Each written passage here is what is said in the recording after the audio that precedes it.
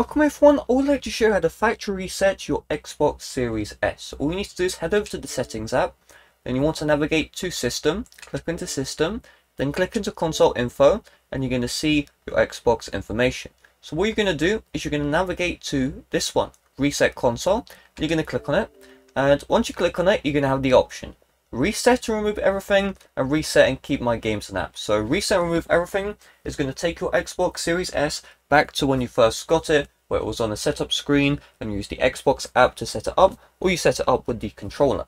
Reset and keep my games and apps is going to do the same thing. You're going to be brought back to the setup screen. However, all of your apps and games will still stay intact. So if you just want to start fresh, reset and keep my games and apps is your best bet. If you want to factory reset the Series S console because you're going to sell your console, definitely make sure you select reset and remove everything, because your Microsoft account will still be linked if you select reset and keep my games and apps. So you just want to click on that one. Make sure you are connected to the internet, because it will completely remove all the data if you are connected, and then all you need to do is wait for this to finish. So really, that's all there is to it. Hopefully this video did help you out. If it did, make sure to leave a like, subscribe if you're brand new. Thanks for watching. See you guys later. Bye bye.